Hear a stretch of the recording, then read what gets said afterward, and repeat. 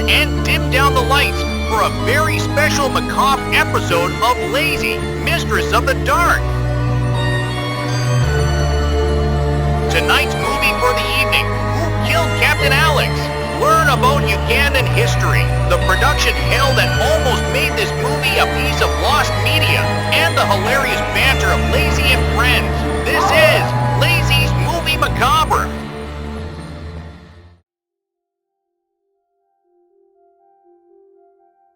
Good evening to those near, far, wherever you are. It's me, Lazy, Mistress of the Dark, and this show, as you know, is Lazy and Friends.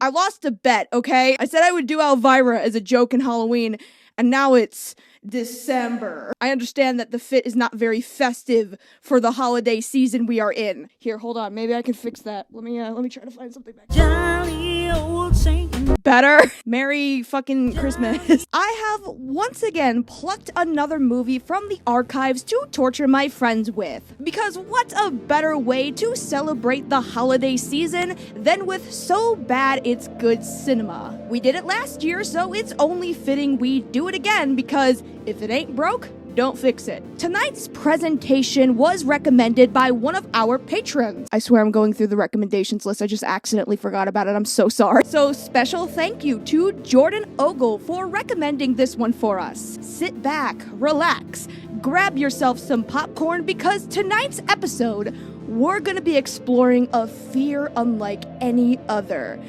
The fear of Uganda. Wait, no, who wrote that? That's not scary. That sounds more racist.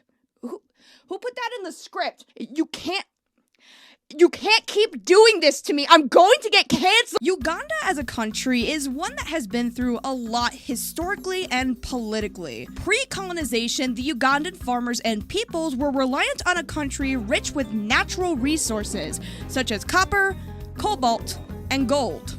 Lots and lots of gold. On the one hand, gold. Which caught the attention of not just Arabs along the Silk Road trade route, but also the British.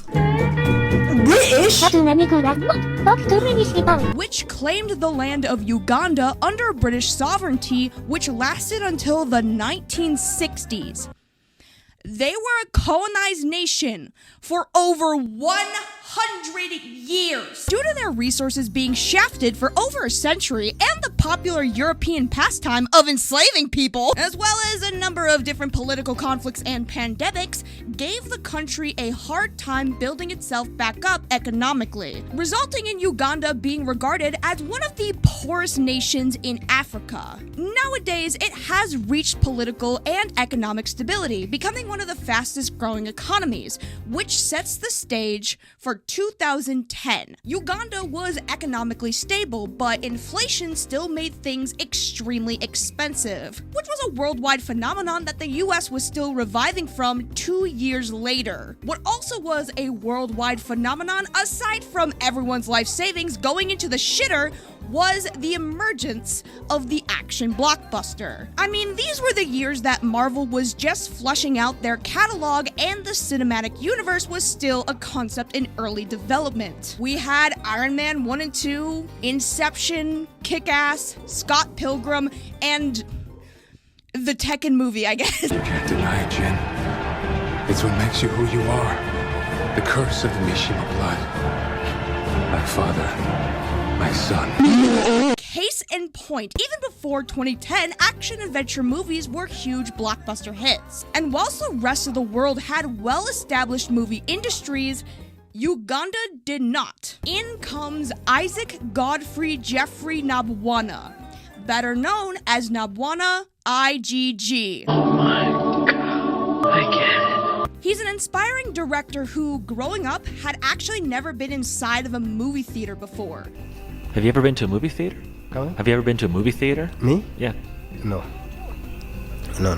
Nabwana would rely on his friends who were able to afford to go to the movies to describe what movies were like. As he got older, Nabwana took courses to learn computer repair, but was forced to halt his education due to the lack of funds. So instead of wasting his time paying his way through an education, Nabwana attempted a trial and errors approach to learning computer science and filmography, building up his own computer to find the Hollywood Productions Company, formerly titled the Raman Film Productions after his grandmothers Rachel and Monica. From there, Nabwana started working as a filmographer and director full-time, incorporating people in his own community as actors in most of his productions. Many of his movies were inspired off of real events that had happened in his real life. As an example, Nabwana was born during the 1970s and grew up during the Ugandan Bush Wars, where he and his brother were once chased down by an attack helicopter. Me and my brother also were chased by a chopper, and we had to run.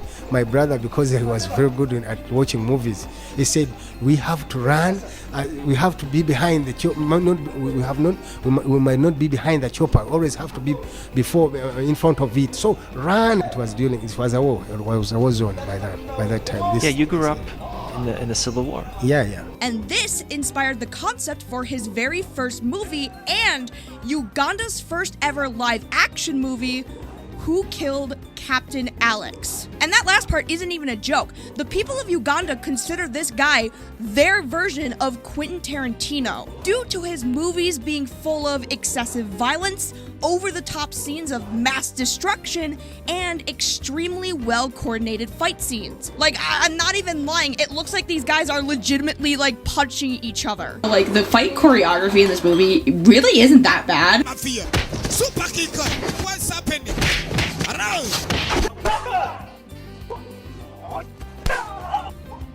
Action-packed movie. Like, these people do look like they're genuinely punching each other at times. What would have been great is if they had, I'm sure it's a meme somewhere, but just like adding in Mortal Kombat. I will, if it's not a meme now, I'm gonna look it up.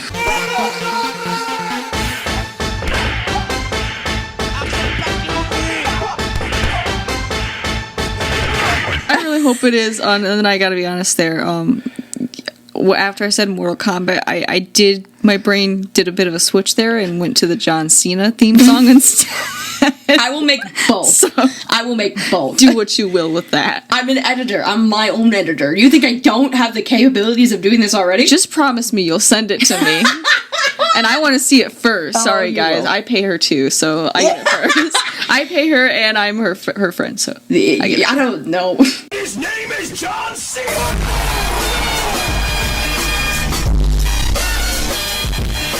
The movie overall had a budget of $200, and this is probably due in part to how much it took to make this guy's computer that he made specifically to make movies. Besides from that, Who Killed Captain Alex was a combined community effort, providing themselves as actors, using whatever they owned as props, and providing their own homes as sets. Many props were actually handcrafted by Nabwana himself. The movie trailer was released in January of 2010, to which it received an immediate cult following, with the view count exceeding over 4 million views and the full movie actually being fully available on YouTube for free, with 9 million views as of 2024. Once Nabwana knew of its widespread appeal to other countries, he incorporated a video joker to assist in the viewing experience of his films, to give live commentary to explain what's happening to an English-speaking audience. And yet, despite the adjustments made for widespread appeal, the hype that this film generated online, and the underground following for Nabwana and his works, this movie actually disappeared. Due to a loss of power and Nabwana accidentally deleting this film to incorporate incorporate more space on his CPU, as well as strained conditions on the Hollywood team, the final cut of this movie is actually lost to time. And the only remaining version of the film that exists is the one that exists online that came out 5 years later in 2015. In its current state, there is not a copy of this film that exists without the English commentary, which I see as a blessing because this movie would not be as funny as it is without it. Okay, so history aside, what the fuck is this thing? This is the passion project of the people of Wakaliga. Thank you, sorry. I'm white. I think is what he we're white. They didn't notice. And I think it's probably the most passionate movie I have ever seen. And although I will be like praising the hell out of this thing for the efforts of like one guy and his hometown, I'd be lying if I were to say that understanding this film was an easy task. Because the thing is, this movie is confusing as fuck. And explaining why you should give this movie a shot is gonna be hard because, trust me, it's definitely not gonna be everyone's cup of tea. Like, you're gonna have to, like, be really open-minded for this one. But in times like these, it's good to have friends to come along this journey with you. Morgan and I once again sat down to talk about funny cinema, and I swear we will try to be as sensitive and respectful as humanly possible. I definitely was getting the women mixed up on who was who, and I thought, like, okay, she's not dead. Well... I'm gonna have to pull this out now. Uh-oh. What'd I do? Did I say a magic word? This is the racism jar. They all had the same fucking haircut. You're not telling me that they didn't look alike.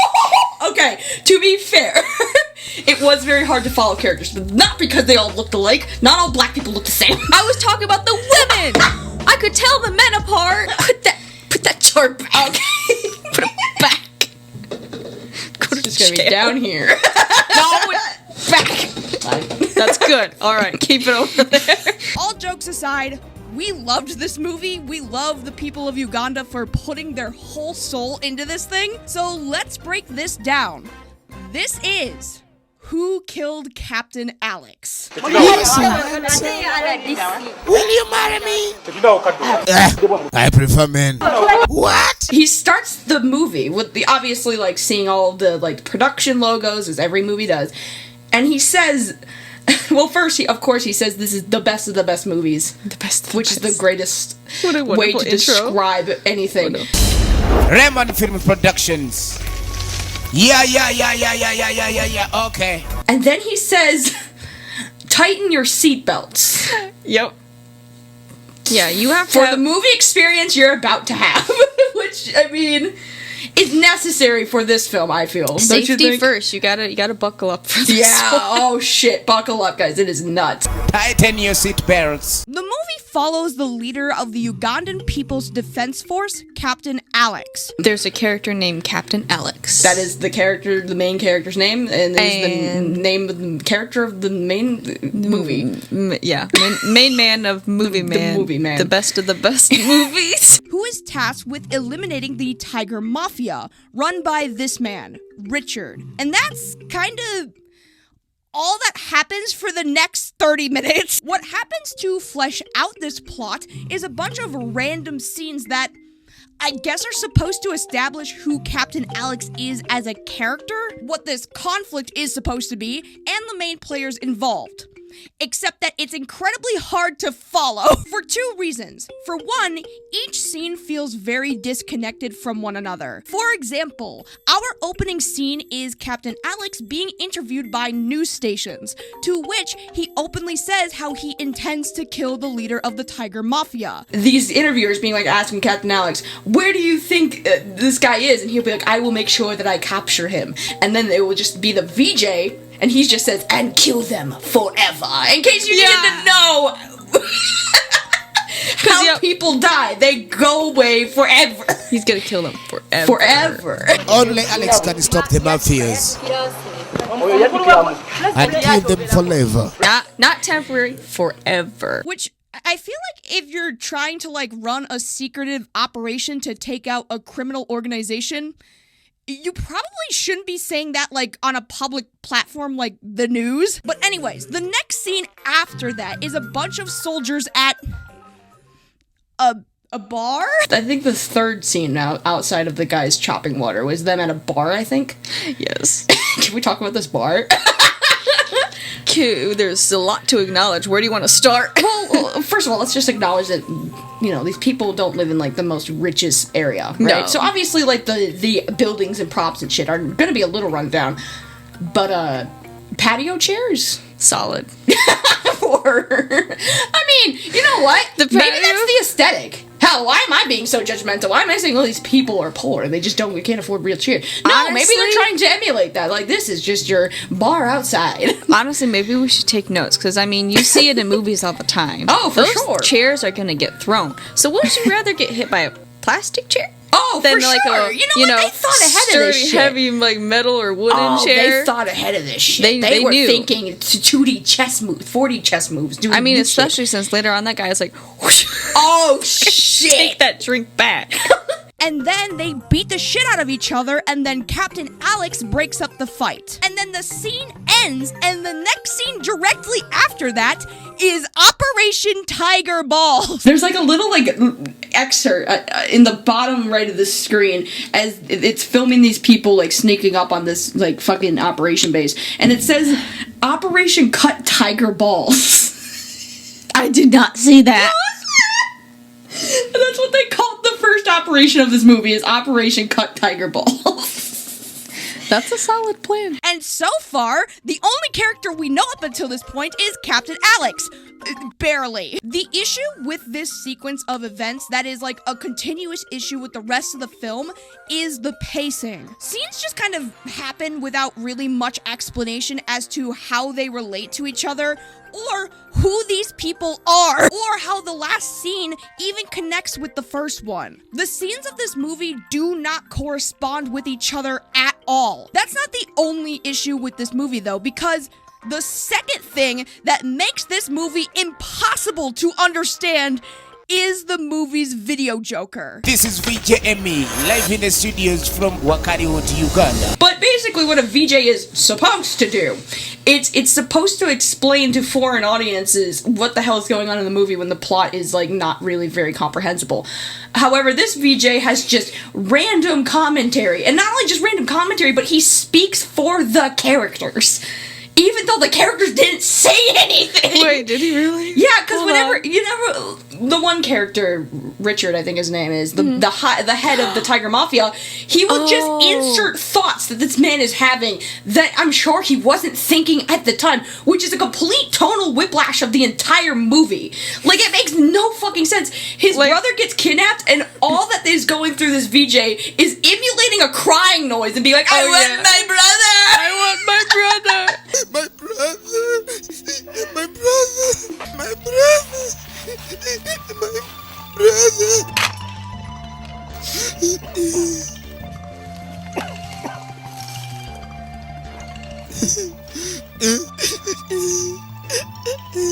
Now, if you don't know, a video joker is something that is unique to Ugandan films. I wasn't able to find anywhere else in which this is used, but basically it's a commentator that translates the dialogue of a foreign film, whilst adding additional context and commentary to explain what's going on in the movie. If done well, it sort of acts as a tool to understand the plot of a foreign film. However, the video joker they got for this movie is, I want dancing girls.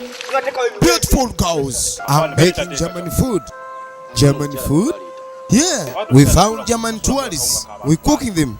Oh, very, very, very, very good. Delicious. Serve me the head. Like Predator. Oh my god. I just know that was 4 minutes in, and I'm like 4 minutes in and we're already doing cannibalism. Sing Don Patton. We love Don Patton. La la la la la la la. Marvelous. Look, We love Emmy. We stand him in this house. But I would be lying if I'd say that this makes the film easy to follow. If anything, Emmy takes away whatever serious tone that this movie was supposed to have and just turns it into a meme. Expect the unexpectable. Mamma mia! Dude, do you remember when the VJ, when it was that scene of them walking in slow motion, the VJ says, "And now, Captain Alex, the musical."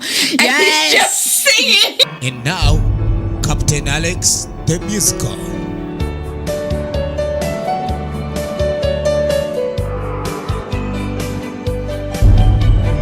La la la la la la la la la. And I say that knowing that the term meme really doesn't mean anything anymore because it's such common verbiage that everything is technically a meme. But I swear to you, some of the earliest memes that you've probably seen in the past come from this movie. For example, And he's fishing.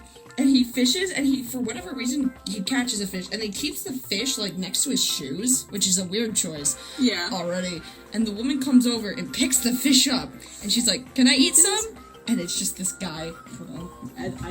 Oh, yeah. He's, like, turned like this, and he's, "What the fuck?" What the fuck? What the fuck? And it cut so well. It is so goddamn funny. It is just... I could watch that part over and over. Amazing. Amazing scene. Of just... See, sometimes the VJ has really funny moments. I mean, all of his moments are kind of hilarious, but that one in particular. Wait, was that the VJ saying? Yes, the VJ said I it. thought it was the guy! Because the guy's just looking at her like, bitch! And of course, the VJ, being this is his job is to just interpret what's going on in the movie, has pretty much the same reaction I think all of us are having, which is just, what the fuck? What the fuck? No! hey, remember when I said that the director made a lot of the props for this movie? Well, the bullet chain for this guy's machine gun is just a bunch of wooden sticks carved to look like bullets. The weaponry is so funny, because a lot of this is pretty obviously like little toy guns, but then you have like the handmade shit that you've watched them make. There's this guy with, what do they call it? The machine guns, and it has like a whole row's worth of bullets that people like wear around just to look cool in action movies or whatever the fuck. And his are made completely out of sticks. But you don't really completely notice it at first. You don't really notice it at first, You don't have, but I think the only reason you don't have time to notice it is because there's so much going on, like, oh, next thing, and then you're like, wait a minute, those are wooden bullets, which it should have just been a vampire movie at that point. Oh my god, we were literally saying, like, that's literally just Blade. Like, yeah, it's Blade. And that, as a concept, is so silly, but when seen from afar, it kind of works. It's actually kind of a fun idea. I don't think this has, like, much to do with the movie. I just kind of wanted to point it out for fun. So, after Operation Tiger Balls stops whatever this is, I'm assuming a drug trade or something, we meet our main antagonist, Richard. What you need to know about Richard is that Richard has a lot of wives and abuses all of them. Oh, that's right, because in here... Okay, so yeah, that's right, because in here I have 22 minutes in, 12 wives, 1 brother, and a dash of abuse. And then I wrote abusive polyamory. Is that what we were talking about? So Richard specializes in drugs.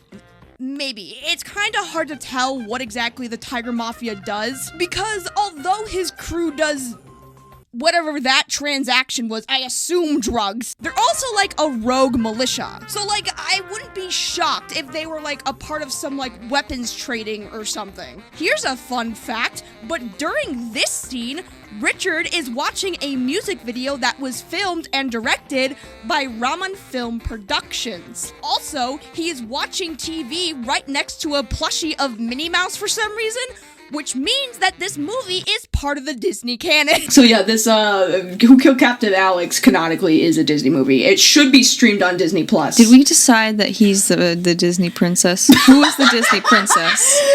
We have determined that the Richard, the Tiger Mafia, is the Disney princess of this movie. Tiana could never. I was a girl in the village doing alright. Then I became a princess overnight.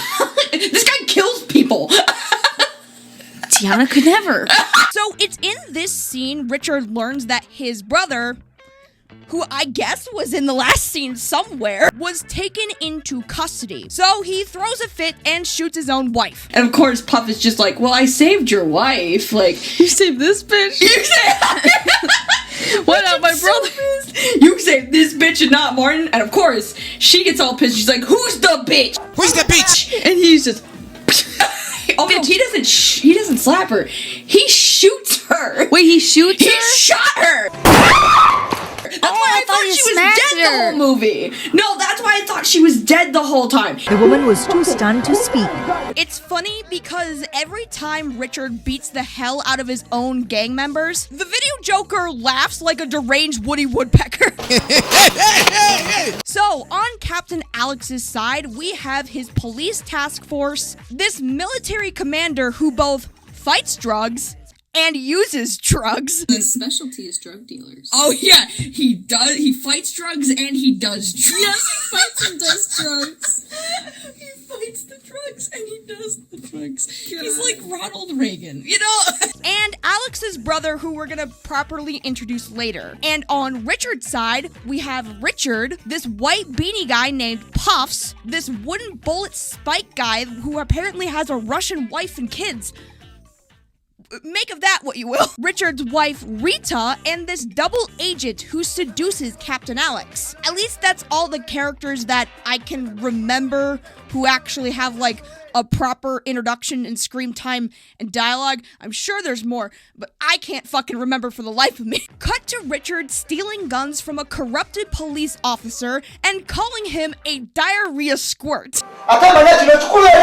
And who says art is dead? Because I sure as fuck didn't. Only a true artiste would write such convincing dialogue, such as... Or you would sit back and watch, and you have me sit back and watch you eat me like a juicy grasshopper. What the fuck does that mean, Mark? Is that just like a Ugandan thing and I just don't understand? I don't know, maybe it just got lost in translation. That can't be what they actually said. Because there's no way in hell any normal person would say that ever.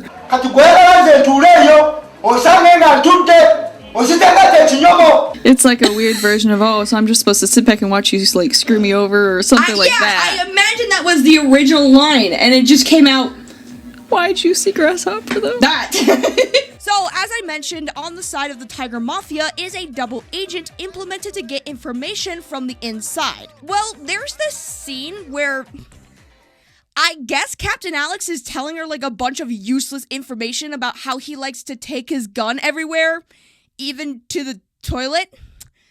Good to know. And then the guy's like, I'm ready to beat it. Let's beat the rat. No! This scene was fucking crazy. I'm ready to beat it. Let's beat the rat. So she's like trying to like, yeah, let's fuck. And he's like, yeah, I'm ready. Let's beat the rat. And I'm so fucking confused on what the fuck that's supposed to mean. No, I explained it though. Yeah, but you explained it as in he's ready to hit the sack. Yeah. But I have to beat the rat out of the sack. So he's just saying he's ready for bed. Yeah.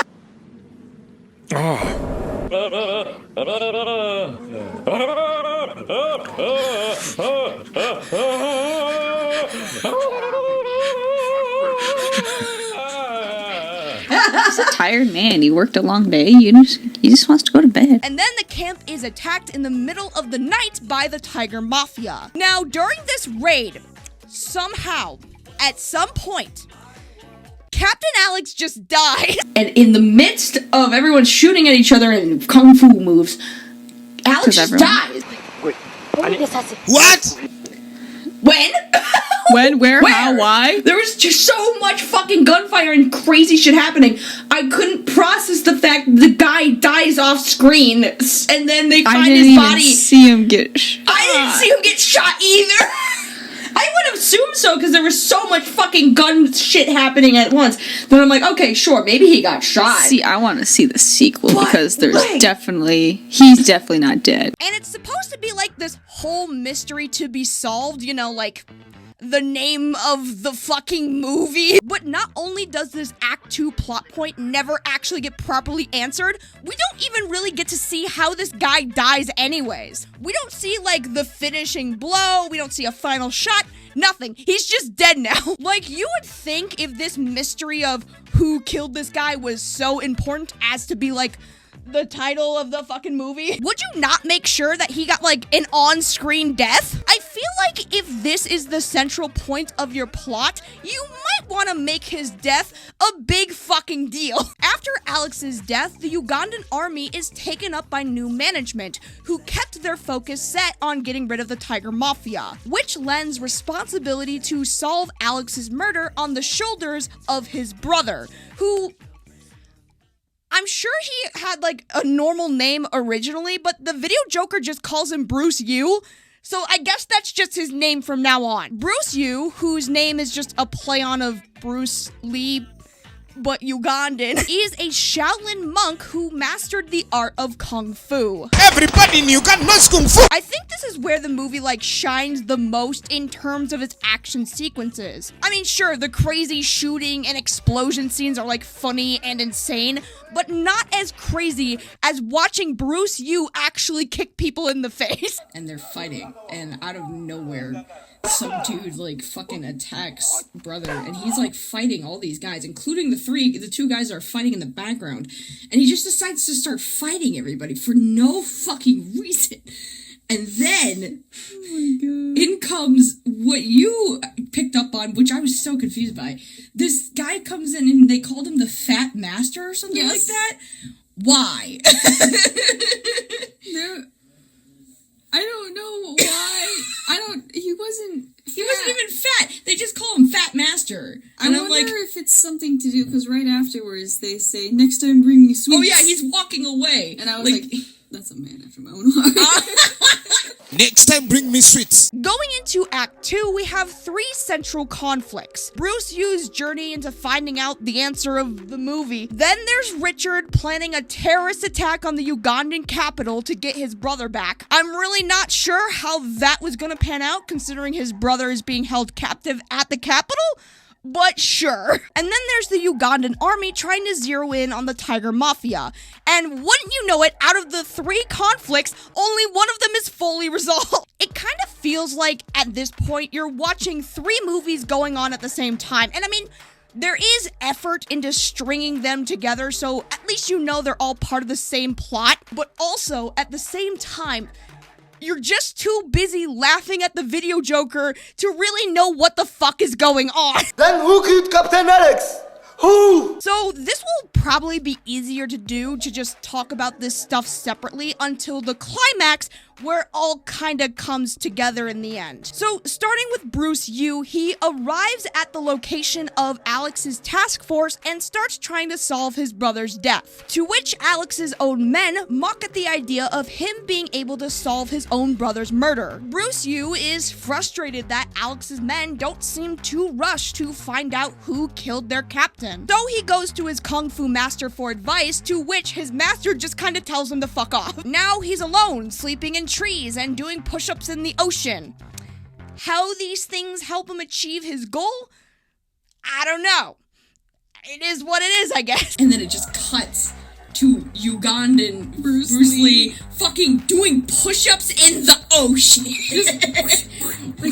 And that guy's ripped. That guy is ripped. Like, he's not ripped as in big. He's ripped as in toned. That man is like tall, skinny, and buff as fuck. And he's like literally body slapping on that. He's body slamming on the fucking ocean floor like it's nothing. That's okay, Jayo.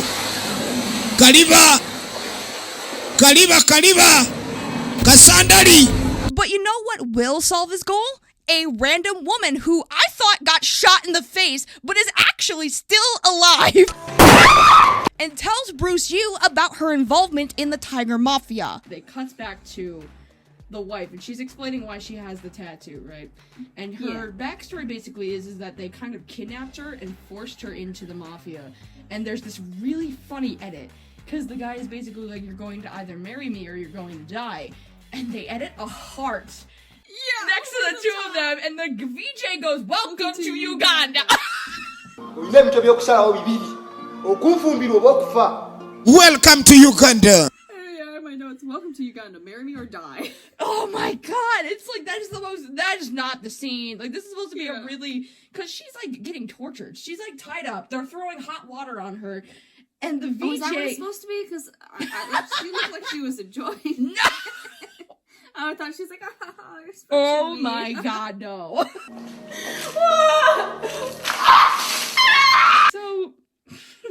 they're throwing hot water and they're burning her face with cigarettes. And the entire time, the VJ is saying the most random fucking shit. He's just saying, I'm sorry, I didn't mean to watch the Nigerian movie. And I'm like, is this some sort of jab at Nigerian movies? Because you're from Hollywood or whatever the fuck? She was caught watching Nigerian movies. This is Uganda. We watch Hollywood. She helps Bruce Yu find the Tiger Mafia's hideout, and he is immediately captured on the spot. So let's cut to the Ugandan military, who, after meeting Bruce Yu, is calling him an idiot. And they're all like, this guy's an idiot playing detective. And it's like, he's trying to solve his brother's murder. You guys aren't doing shit. He's doing more than you guys are all about to be doing. How dare he try and figure out what happened to his brother? God, the emotional turmoil of this event. I must solve my brother's murder. This fucking guy. Like, shut the fuck up. What's wrong with it?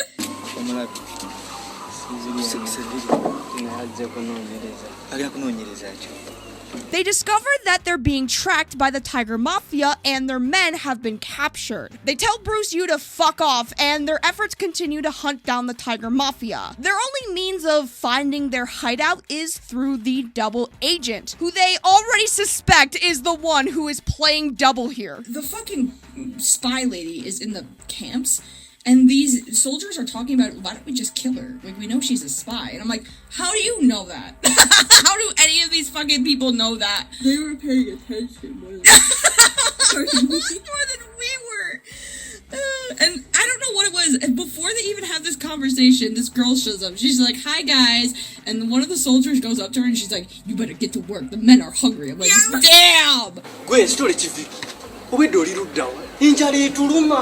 Meanwhile, there's another scene of them talking about Alex's murder or whatever. And this female soldier recommends getting in contact with a commander whose specialty is hunting down drug cartels. And he also just so happens to be like taking a vacation in Uganda, so that's very convenient timing. I wonder how this movie would have played out if that commander was like taking a vacation in fucking Paris or something. So this commander, who is good at both fighting and using all of the drugs, explains the plan.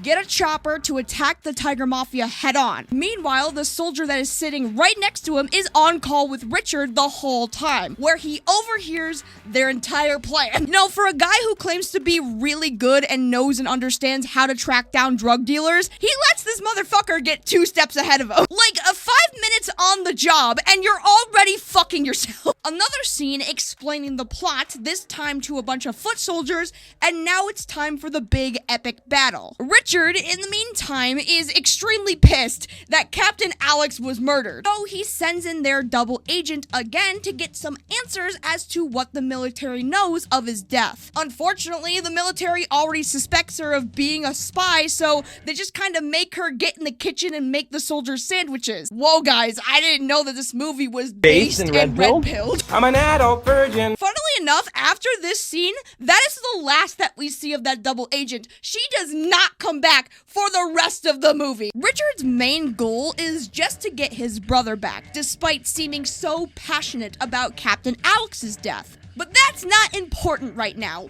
We have to kidnap the news. Richard is like trying to get the news, like get on the news. So he kidnaps the news lady that was on the news when he figured out his brother got kidnapped in the beginning, and like some, I guess, audio person, like someone to fucking help film or whatever.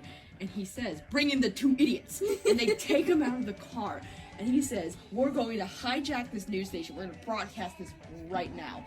And they're broadcasting it. and he just takes the mic. And the VJ's like, I want my brother!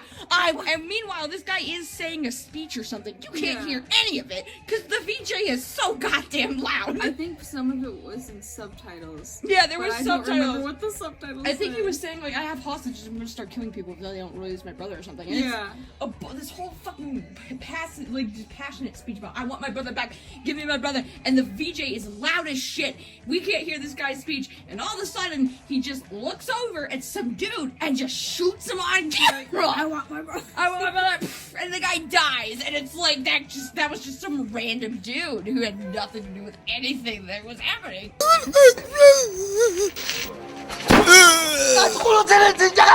Now that the double spy girlfriend has seemingly disappeared from the plot, Richard sends in another double agent to listen into the military's plan. To which Richard retaliates by concocting his own plan to steal their own helicopter and attack the capital city. As they prepare for the military to move in and attack their base, Bruce Yu is captured and is presented to Richard. And it's here where everything kinda comes together. The military is moving in on the Tiger Mafia, Bruce Yu is kung fu fighting from the inside, and Richard is bombing the churches, and everything starts immediately going to hell. And we cut to the workers' house of Kampala, and I believe this is a real place, and they CGI'd a fucking helicopter coming in and just bombing the shit out of it. And I thought that was it. The way that they did it, it just looked like... Yeah, they just overlaid.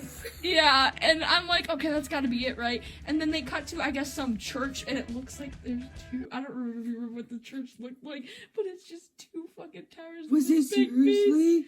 Yes, and they paused it, and my note is 9/11 and then 9/11 again.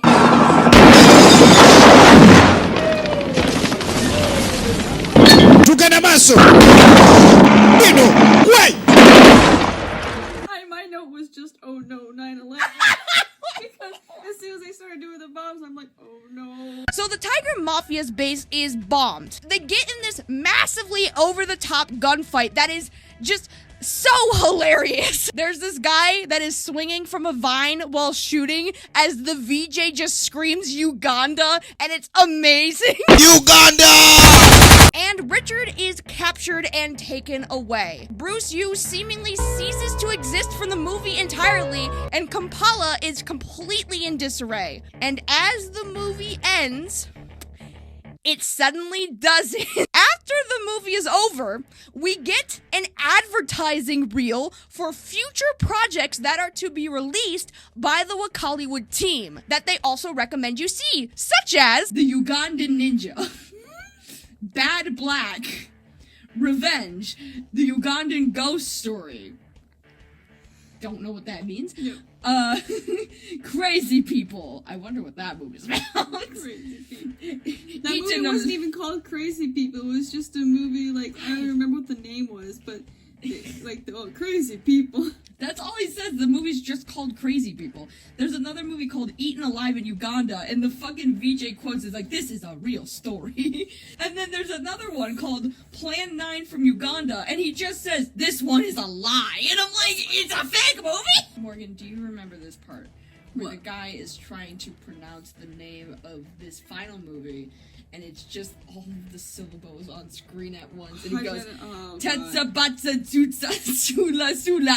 Yeah, say that 10 times fast. It's, I have the fucking screenshot, it's Tebatsu Sa Sula. Teba tusa susula. Teba tusa sula. And also, as soon as he goes to Batsa Sula and says the name of that, the final word that you see before the movie completely cuts is just Ebola. And so I got done seeing that, and Sydney goes, the lesson of today is Ebola. And that is also quoted. Tevatu Sula. Ebola.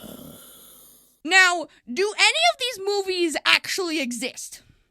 Shockingly, yes, but the only one that seems to actually have gotten like a release online was Bad Black. The rest do in fact have like promotional material from IMDb and their own movie posters, but much like Who Killed Captain Alex, it's very possible that they might be lost media. See, the truth is, Uganda has always struggled with maintaining access to the internet, with only about 59% of the country having access to the internet, and only about 22% having access to any form of electricity. So with the lack of resources to maintain mass distribution, and the fact that this man kind of made a computer with scrap parts, oftentimes what would happen is mass power outages and power surges would result in a loss of footage. It's possible that all of these movies were made, it's just that they probably got deleted or lost in the Hollywood archives. And I'm sure you're probably wondering, why am I talking about the history of Uganda and the social issues a lot in this video? Why am I talking so much about Ugandan history and the social issues that plague the country instead of just exclusively talking about the movie? And it's because it's kind of a blessing that we ever got access to watch this movie at all.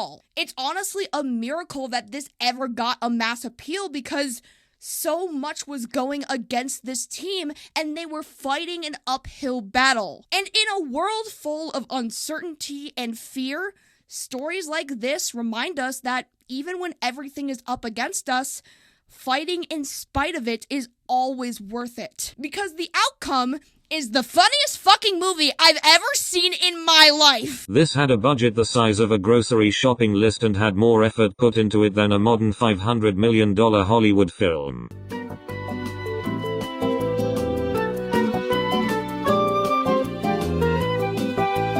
I think I have to restart because I clearly didn't pay attention enough as you. I thought I was. Oh, it was just the whole episode again is me explaining the movie and you remembering parts from the movie.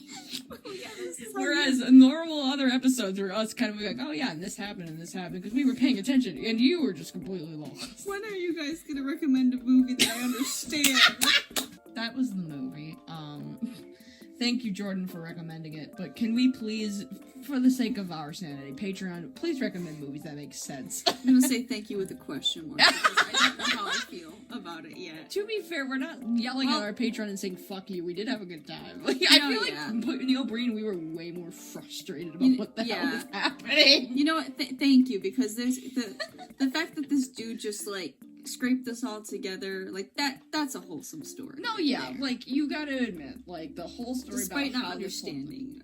Despite us not understanding fucking jack shit about what the hell just happened. I mean, some of it we did, but I paid attention.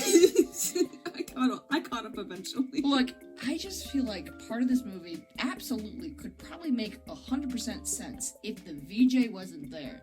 I would bet if we can find some rendition of this movie without it, we could watch this whole thing, and maybe it would still be a little cheap and bad, but I feel like you could understand it. Yeah, I feel like of course the problem with the movie ultimately is the pacing. It is only an hour and 10 minutes. It is going at breakneck speed the entire time.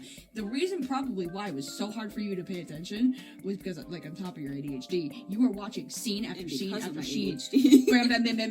Just so much shit happening at once. I don't blame you for being confused because it's probably not even that I wasn't paying attention. I am, but we're on the next scene. Okay, I'm there. I don't remember the last thing. Basically this, you described it as a heart monitor. It really does feel like that, because you have one single scene of them explaining the plot, and then it'll go from, action scene. But the action scene is so goddamn insane. You forgot this little piece of, fucking exposition that they had before. Where do we rank this movie, Morgan? Where the fuck do we even put this in, our tier list? Is it better than Velocipaster? Is it better than Neil Breen? Where are we at? I think it does not beat Velocipaster. I don't think anything can. What is happening? Just Frankie Mermaid is such a classic. I know. We can't.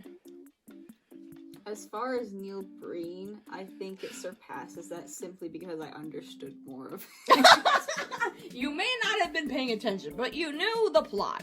Yeah, it's It felt like I wasn't paying attention because, like, as you're explaining this, I'm like, wait, she caught that? Next scene happened and I didn't remember. Again, the problem is the pacing. It was going at such breakneck speed you couldn't pay attention to fucking any of it. Which I don't even blame you, because, like, how could you? Like, it's insanity. You gotta, like, I mean, my brain, I think I just needed caffeine for this movie, and that's maybe what I was missing. I'm running on, like, 2% energy at this point. I think I exhausted all my energy screaming about the movie watching it. So you're running on pure fumes. I'm running on pure just passion at this point and determination See, to fucking have everyone watch this movie at least once. This is why we appreciate it. Is this a movie we definitely recommend? Yeah. Yeah.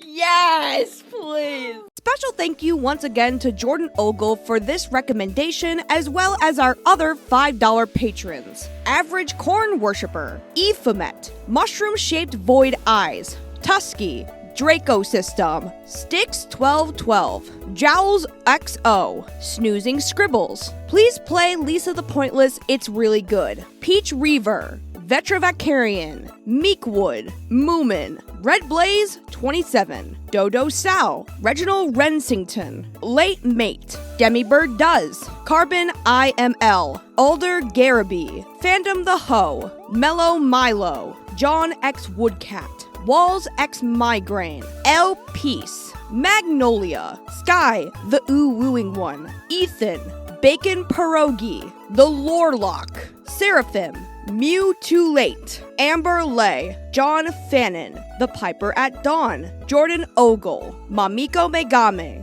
Noctisketch, Grimmy, Average Citrus User, Gambler, Bob, Jellyfish Princess, Fun Stuffies, Trippy, Rudy Jazz, Johnny Boy, Rice Maddie, Yerba, Gremlin Absolute, and Pastel UFOs. If you would like to watch the full podcast episode of our review of Who Killed Captain Alex, the full podcast is available on my Patreon page, as well as a makeup tutorial on how I achieved the Elvira look for this video. Thank you so much for watching, happy holidays to you all, and I will see you all next time.